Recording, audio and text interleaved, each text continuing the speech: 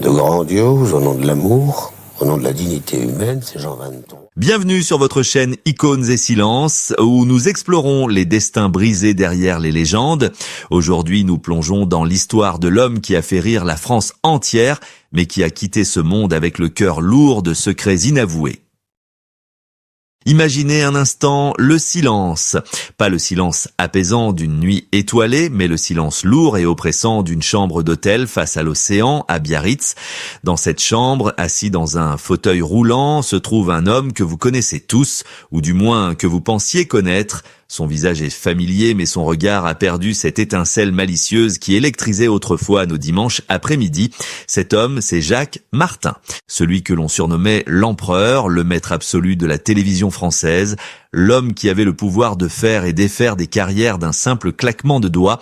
Pourtant, à la fin de sa vie, le géant est devenu captif de son propre corps, emprisonné dans une solitude glaciale que les caméras ne montraient jamais.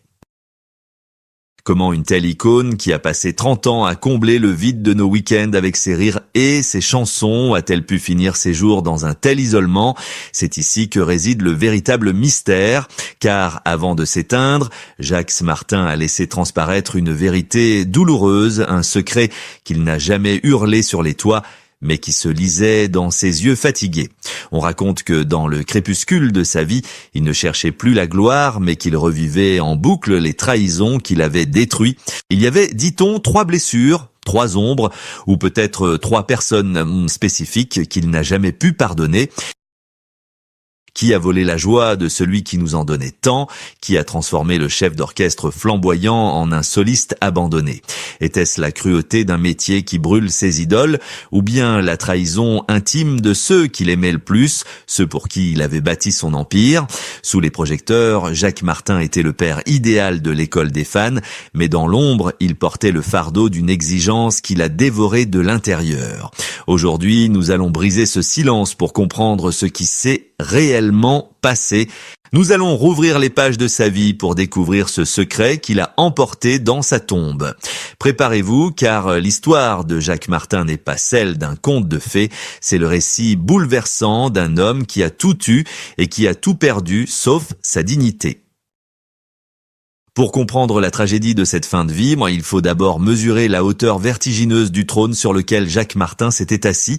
Remontons le temps, effaçons la maladie et la tristesse pour retrouver la France des années 70 et 80, une époque où la télévision n'était pas un simple meuble, mais le cœur battant de chaque foyer.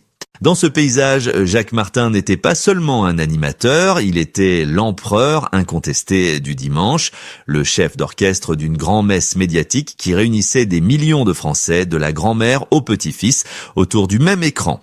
C'était l'époque bénie où la France entière scandait en chœur sa phrase fétiche, sous vos applaudissements, une formule magique qui ouvrait les portes d'un monde où tout semblait possible, joyeux et étincelant. Il possédait un talent rare, celui d'être à la fois le gendre idéal et le bouffon impertinent du roi. Avec le petit rapporteur, il a osé ce que personne n'avait fait avant lui, bousculant les codes d'une télévision d'État souvent trop rigide, avec une insolence jubilatoire. Qui a oublié ses reportages satiriques, sa liberté de ton et cette capacité unique à transformer l'actualité en une farce grandiose? Il était l'esprit frondeur d'une France qui aimait rire d'elle-même, mais Jacques Martin, c'était aussi et surtout la tendresse infinie de l'école des fans. Chaque dimanche, il se penchait vers des enfants intimidés pour leur demander ce qu'ils voulaient faire plus tard, créant des moments de pure télévision spontanés et inoubliables. Il avait ce génie de nous faire croire que le monde était aussi innocent que ses visages d'enfants, et pour des millions de téléspectateurs, il était devenu ce tonton bienveillant, drôle et rassurant qui s'invitait à déjeuner chaque semaine.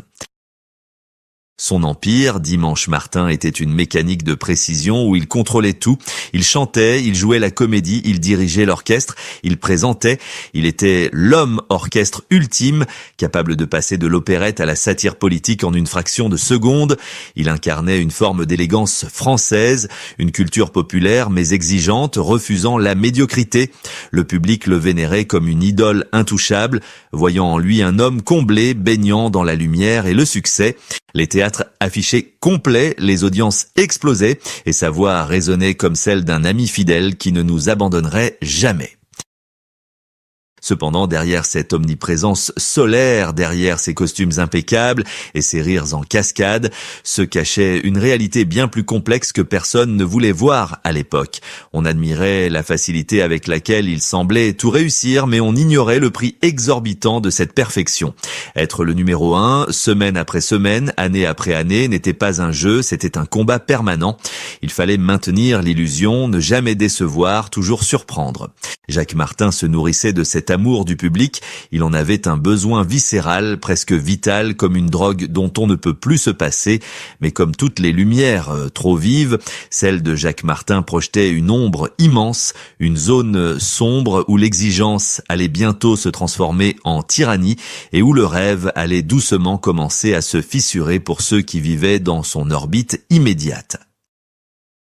Pourtant, dès que le générique de fin défilait et que les projecteurs s'éteignaient, une atmosphère glaciale s'abattait sur les plateaux de télévision. L'homme qui venait de faire rire la France entière changeait de visage, comme si l'empereur retirait son masque de bienveillance pour révéler la dureté de son vrai visage. Ceux qui ont travaillé à ses côtés le savent, derrière le génie se cachait un tyran domestique, un homme d'une exigence maladive qui ne tolérait pas la moindre imperfection, ni chez les autres, ni chez lui-même. Dans les couloirs des studios, on ne l'appelait plus le tonton idéal, on le craignait, on baissait les yeux sur son passage, priant pour ne pas être la cible de ces colères légendaires qui pouvaient briser une carrière en quelques secondes. Ce n'était pas de la méchanceté gratuite, c'était quelque chose de plus profond et de plus destructeur, une angoisse terrible de la médiocrité qui le rongeait de l'intérieur. Il voulait que tout soit parfait, absolu, grandiose, et pour atteindre cette chimère, il était prêt à sacrifier la paix de son entourage. Les techniciens racontent encore, à demi-mot, ces répétitions interminables où il hurlait pour une lumière mal réglée ou une note de musique hésitante imposant une pression insoutenable à ses équipes. Il était le maître absolu et dans son royaume, personne n'avait le droit à l'erreur. Cette quête de perfection l'a isolé, créant un vide autour de lui, car il est épuisant de vivre dans l'ombre d'un soleil qui brûle tout ce qu'il touche. Mais le plus tragique, c'est que cette rigueur militaire ne s'arrêtait pas aux portes du studio, elle s'invitait jusque dans l'intimité de son foyer, là où il aurait dû trouver le repos. Imaginez la scène digne d'un autre siècle où ses propres enfants devaient se lever de table lorsque leur père entrait dans la salle à manger comme des soldats saluant leur général. Ce détail, qui semble anodin ou anecdotique, révèle en réalité l'immense solitude de Jacques Martin. Il avait transformé sa vie en une mise en scène perpétuelle où il tenait le rôle principal, même devant ceux qui portaient son sang. Il n'était plus un père, il était une statue, un monument intouchable qui exigeait le respect mais qui, sans le savoir, empêchait l'amour de circuler librement. Il vivait dans une tour d'ivoire qu'il avait lui-même construite pierre par pierre, avec le ciment de son orgueil et de son insécurité. Il pensait que le contrôle total le protégerait, que s'il tenait tout le monde d'une main de fer, personne ne pourrait jamais l'abandonner ou le trahir. Quelle terrible illusion! En voulant tout maîtriser, il a fini par étouffer ceux qui l'aimaient, créant les fissures par lesquelles le malheur allait bientôt s'infiltrer. Il ne le savait pas encore, mais en imposant cette dictature de l'excellence, il préparait le terrain pour la plus grande douleur de sa vie. Car on ne peut pas commander au cœur comme on commande à des caméras, et bientôt la vie allait se charger de lui rappeler cruellement qu'il n'était qu'un homme vulnérable et mortel à la merci d'un destin qui ne prend pas de gants, même avec les empereurs. Le destin, parfois, a un sens de l'ironie d'une cruauté absolue. Alors que Jacques Martin pensait être invincible, trônant au sommet de sa tour d'ivoire, les fondations de son existence se sont effondrées en 2 temps, 2 coups de poignard qui l'ont laissé à genoux. Le premier coup fut porté au cœur, une blessure intime et dévastatrice qui a transformé son conte de fées en une tragédie publique. L'histoire est connue, mais la douleur qu'elle a engendrée reste inimaginable pour cet homme d'orgueil. Voir la femme qu'il aimait, Cécilia, s'éloigner pour rejoindre un autre, un homme qui était un ami proche, fut une humiliation qui a brisé quelque chose de vital en lui. Ce n'était pas seulement une rupture amoureuse, c'était l'effondrement de sa confiance, la preuve cinglante que même l'empereur ne pouvait pas tout contrôler et que la gloire ne protège personne contre la trahison des sentiments. Mais le pire restait à venir en 1998, alors qu'il tentait de faire face à cette tempête émotionnelle. Son corps, épuisé par des années de surchauffe et de colère rentrée, a fini par céder brutalement. Un matin, le noir s'est fait. Un accident vasculaire cérébral a foudroyé celui qui vivait par et pour la parole. Quelle punition plus terrible pouvait-on imaginer pour le plus grand orateur de la télévision française que de se voir confisquer sa voix? Du jour au lendemain, l'homme qui jonglait avec les mots, qui chantait, qui interpellait les ministres et faisait rire les enfants, s'est retrouvé prisonnier de sa propre chair, à moitié paralysé, luttant pour articuler la moindre phrase. La chute fut vertigineuse, les projecteurs se sont détournés avec une rapidité effrayante.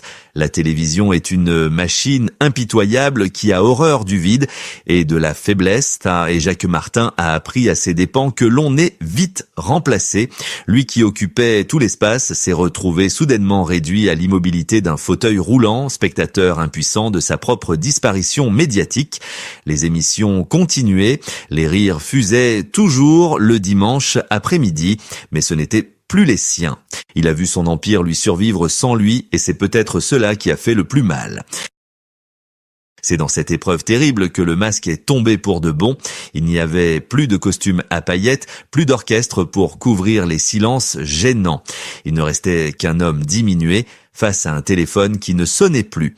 Les courtisans d'hier, ceux qui riaient à ses blagues pour obtenir une faveur, se sont évaporés comme par enchantement.